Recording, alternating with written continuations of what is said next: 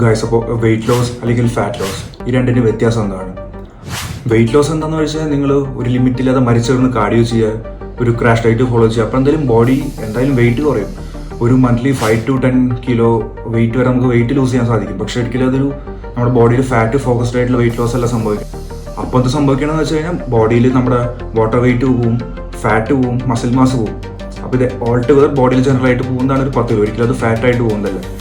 ഇതിൻ്റെ ഏറ്റവും വലിയൊരു പ്രശ്നം എന്ന് വെച്ച് കഴിഞ്ഞാൽ നിങ്ങൾ ബോഡി ഒരു സ്കിന്നി ഫാറ്റ് ലുക്കായിരിക്കും, വയറ് ഒട്ടി മെലിഞ്ഞ് ആ ഒരു ലുക്കായിരിക്കുള്ളൂ. പിന്നെ അതുമാത്രമല്ല, നിങ്ങൾ ഏതൊരു മൊമെന്റിലാണ് നിങ്ങളുടെ വെയിറ്റ് ലോസ് ജേണി എൻഡ് ചെയ്യുന്നത്, ആ ടൈമിൽ നിങ്ങളുടെ വെയിറ്റ് റീഗെയിൻ ചെയ്ത് തുടങ്ങും. ഒരു എക്സാമ്പിൾ പറഞ്ഞാൽ നിങ്ങൾക്ക് ഒരു 5 കിലോളം ഫാറ്റ് കുറഞ്ഞു, 5 കിലോളം മസിൽ മാസും കുറഞ്ഞു. ഇത് തിരിച്ച് റീഗെയിൻ ചെയ്യുമ്പോൾ ഒരു 7 to 8 kgs of fat regain ചെയ്യും. അപ്പോൾ നിങ്ങളിത് പലരിലും കണ്ടിട്ടുണ്ടോ, അവർ വെയിറ്റ് കുറയ്ക്കുന്നു, ഒരു സമയം കഴിഞ്ഞാൽ അവർ തന്നെ വെയിറ്റ് കൊടുക്കുന്നു. ഇതാണ് അതിൻ്റെ ബാക്കിൽ സംഭവിക്കുന്ന ലോജിക്. ഇനി ഫാറ്റ് ലോസ് എന്താണെന്ന് വെച്ച് കഴിഞ്ഞാൽ നിങ്ങൾ ഒരു രീതിയിലുള്ള ക്രാഷ് ഡയറ്റും ഫോളോ ചെയ്യാതെ നിങ്ങൾ നിങ്ങളുടെ മെയിൻ്റനൻസ് കാലറി കാൽക്കുലേറ്റ് ചെയ്യുക, അതിൽ നിന്നൊരു 200 to 300 കാലറി ഡ്രോപ്പ് ചെയ്യുക, എന്നിട്ട് ആ ഡയറ്റ് ഫോളോ ചെയ്യുക.